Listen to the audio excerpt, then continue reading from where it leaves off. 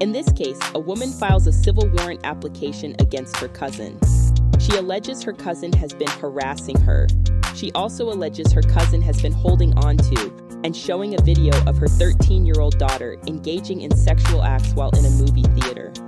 This starts slow, but builds in the middle to the end of the case. Yep, it's a hot mess.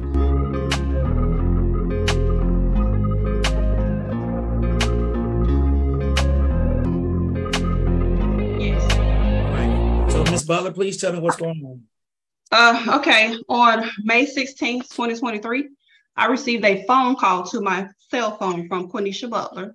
She was proceeding to have a hostile conversation with me about... Please make sure, hold on. We're all parties that are not testifying at this moment. Please put yourself on mute, okay? Thank you. She proceeded to have a conversation with me, a hostile conversation about some young kids having sex, one which happens to be my nephew. I'm sorry. We have witnesses here, so I needed to make sure before any and all testimony is given, who do I need to put in the waiting room? Because so I just need to make sure. Have any witnesses that are going to be testifying in your case? Just my daughter. She's 14 now. Okay, so she's going to have to go into another room. While you testify. Mm-hmm. Even though they didn't invoke the rule of sequestration.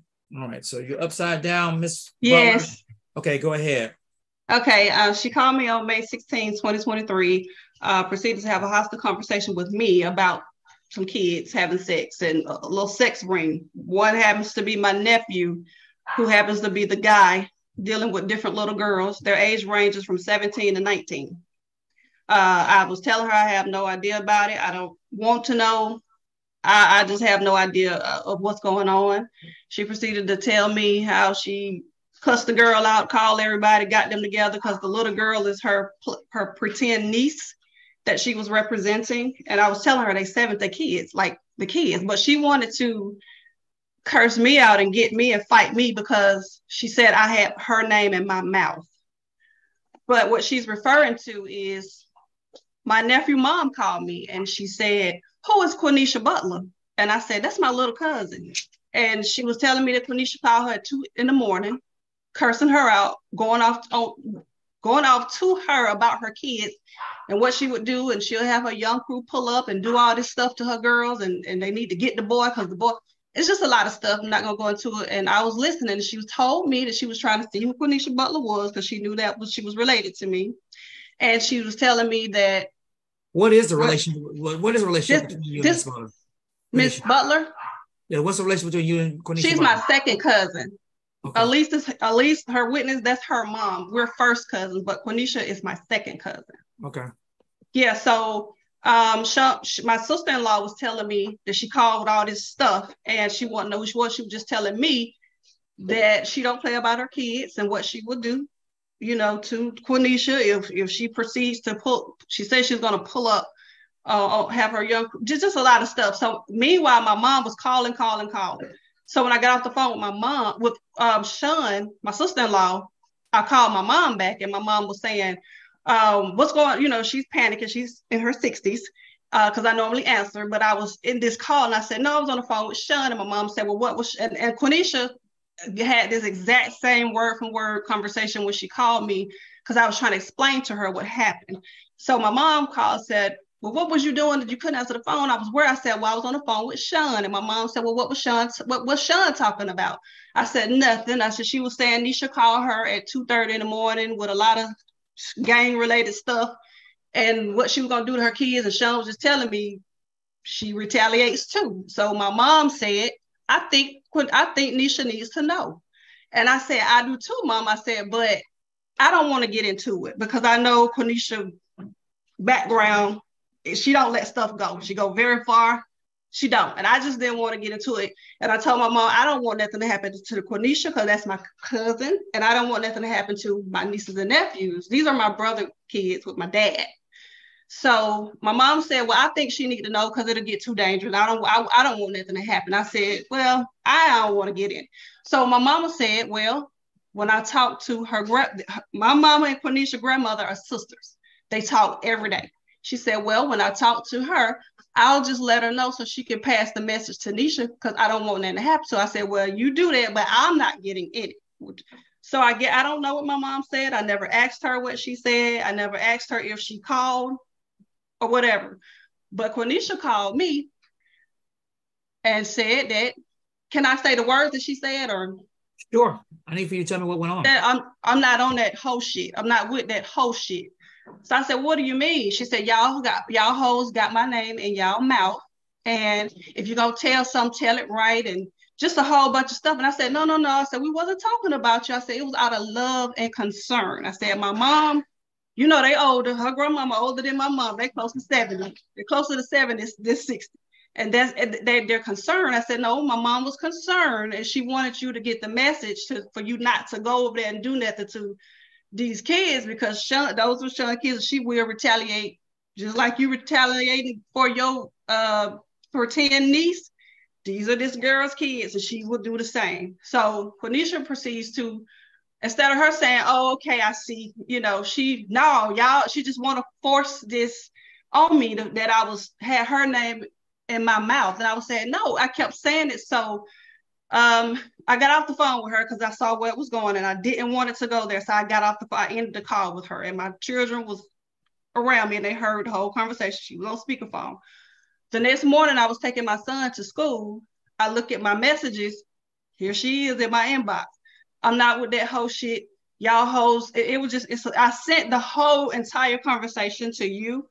And it lasted for a whole shift. And I kept telling her, I'm working. Can you stop texting me? And then she turned it into, you eat my ass and suck my pussy. I'm not gay. I have nothing against gays. I'm not interested in women. This is what she telling me. Then she tell me I got AIDS and herpes. Then she say, on everything she was saying, she kept saying, that's on your life. Then she changed it and say, she'll say something, what she'll do to me. And then she'll say, that's on your mama life. And I sent all of it is in the messages, the whole entire thread, because I'm trying to be transparent. She called me bitch, hoes. I think I counted like 12 times in that message thread. I never called her out her name. And when I was telling her the things that she was saying about me wasn't bothering me because I know they wasn't true, she proceeds to tell me I can hurt your feelings. And so I said, well, hurt them. I mean, you think you can't hurt them. So she proceeds to tell me that she had a video of my 13-year-old daughter in a movie theater with her vagina out, and that she has this video of this guy with his fingers in her vagina.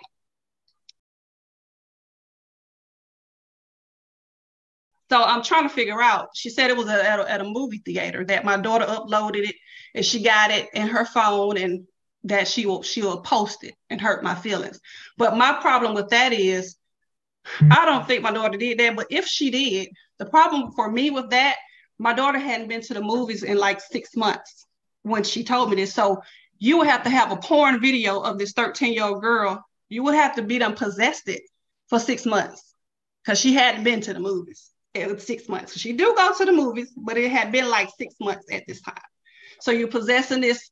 Then she sent me through text message. I guess it was supposed to have been a screenshot of the video that she was going to prove to me, because she did tell me that her mom saw it too and they watched it, and she was going to tell me, but her mom said don't say nothing, don't tell.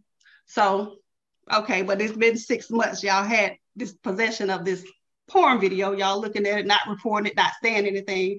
And I feel like we should protect our youth instead of putting them out there, just making it okay or using it as a weapon against somebody. Then of course, Quenisha's blocked from my Facebook. She's nowhere on my Facebook. So when I post on Facebook, I don't post about family, but I posted about my feelings, because this was a tiring day, a whole day of back and forth text messages. And all of my messages was defending myself. None of them slandered her. None of them told lies on her. None of them was get back. I sent the whole thread to you. It was all saying that's not true.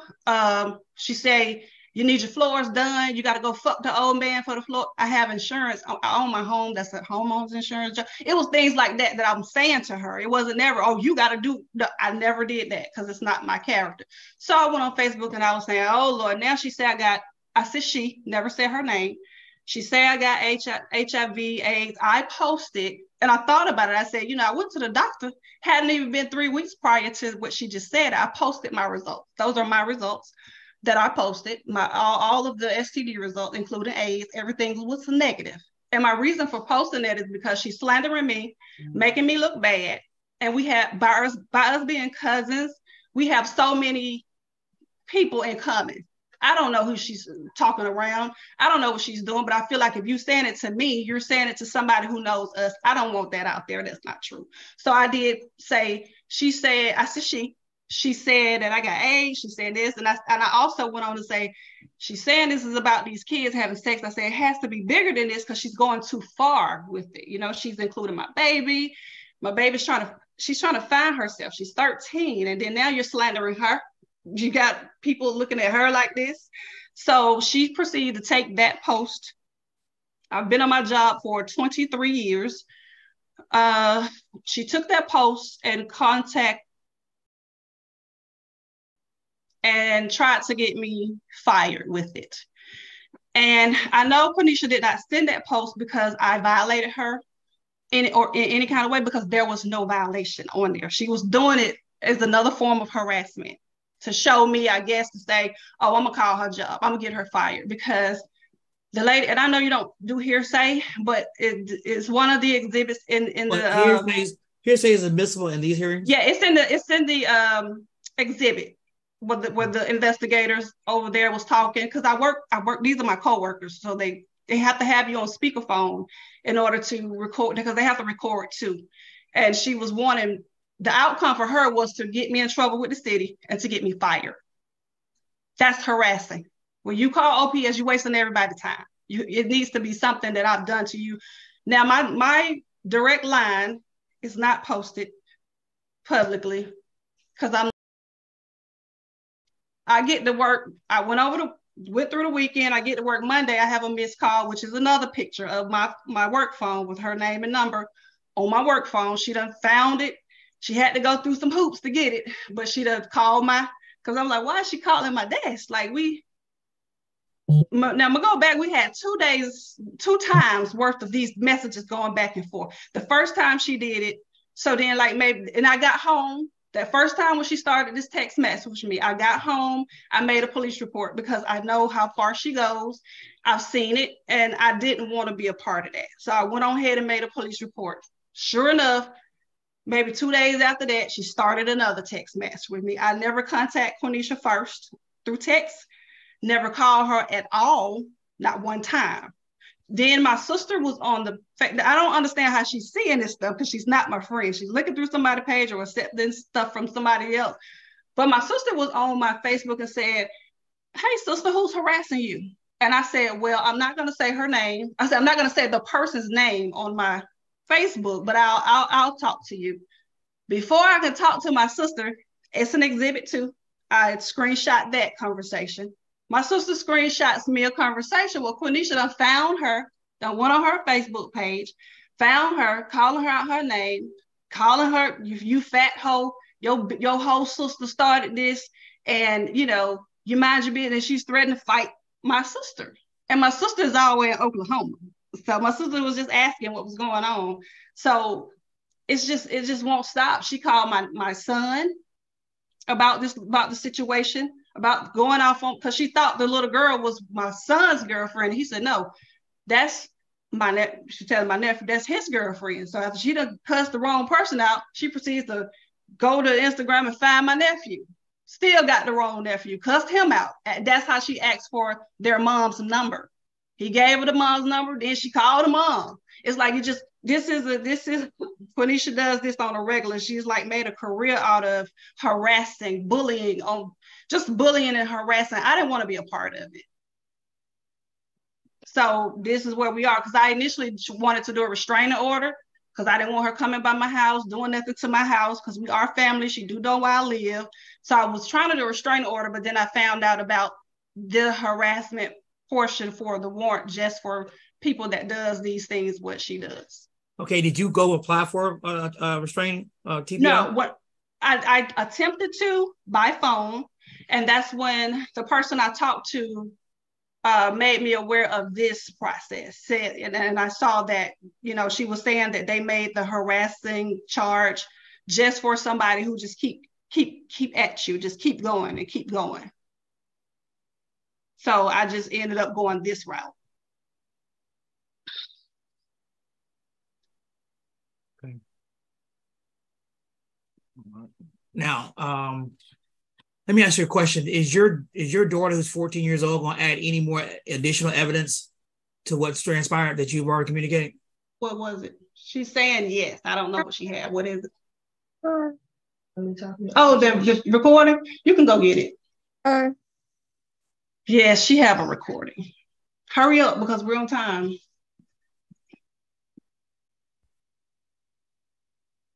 Yeah. And all of this stuff, what I'm telling you, is actually in the text thread.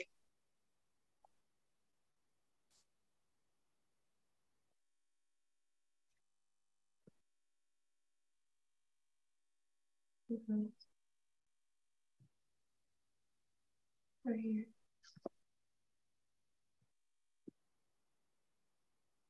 We don't have to listen to the whole thing if you don't want to, but it was just the way she was feeling after the rumor was made about her.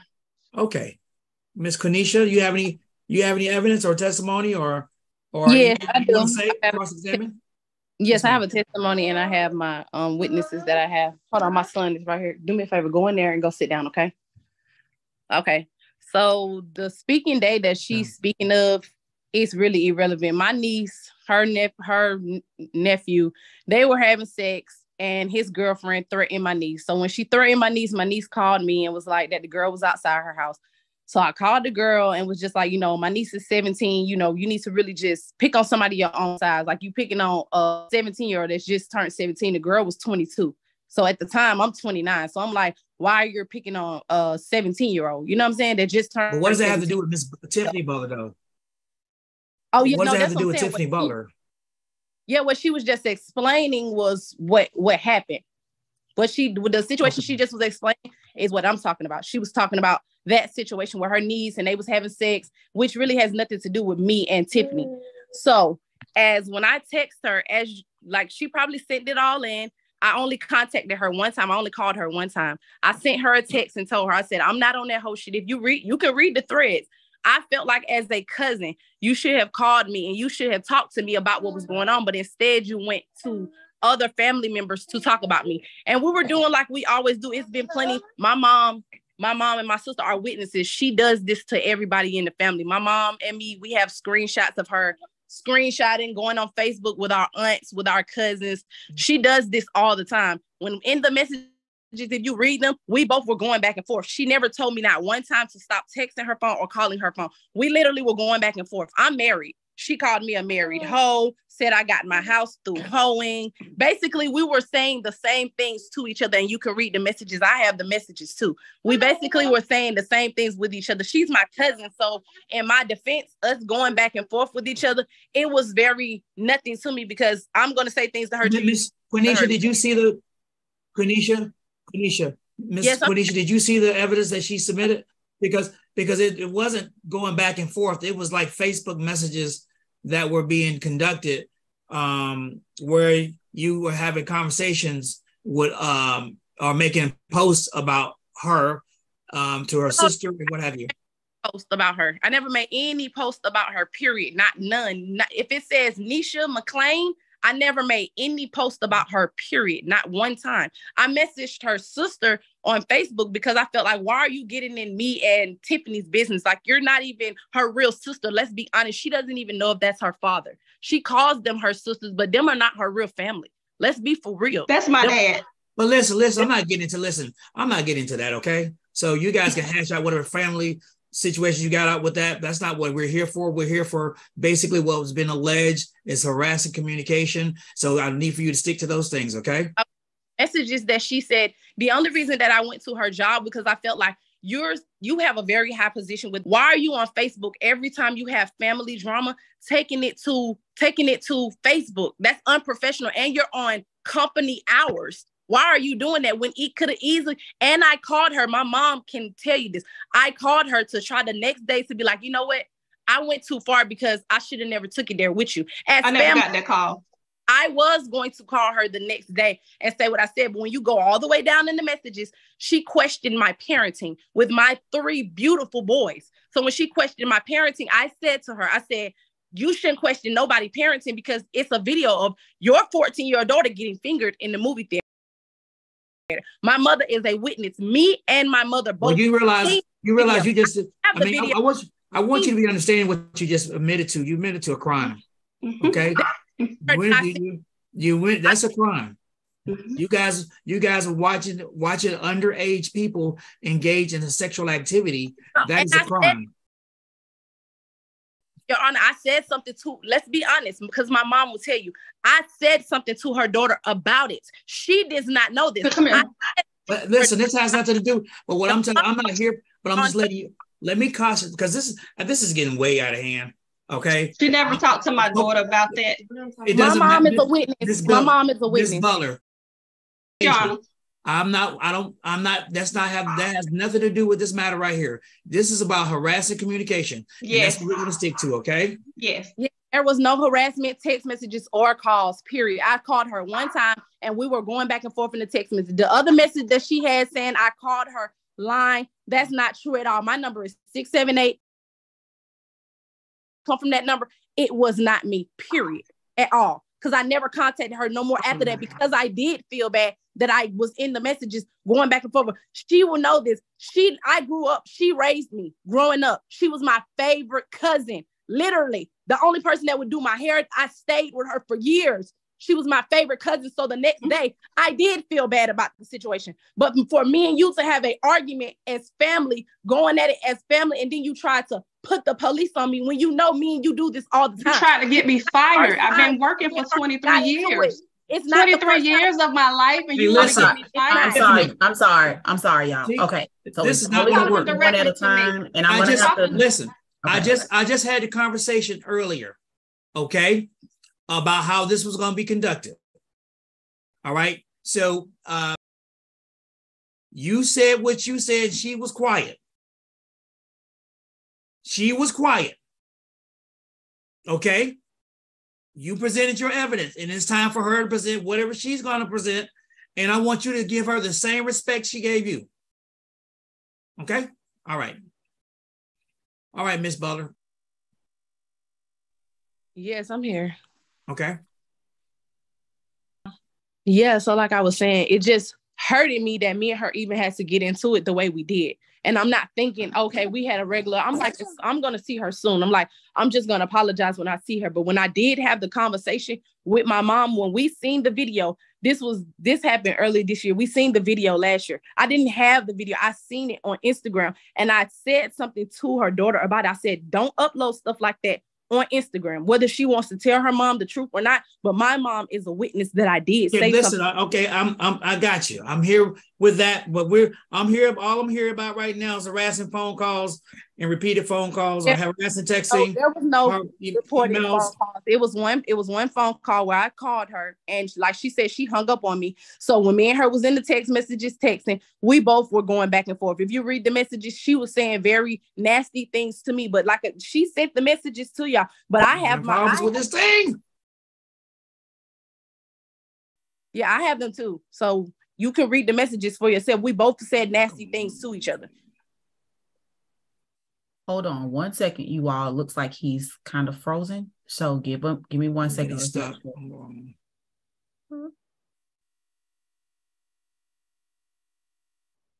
I can't hear anything. I'm just trying to figure out where I am. Okay. All right. Listen, I'd have reviewed the evidence that has been submitted, and listen to some of the stuff that's going on.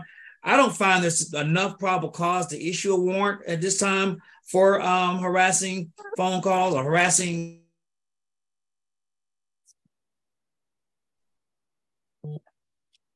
Oh, he froze again. What's going on in my system?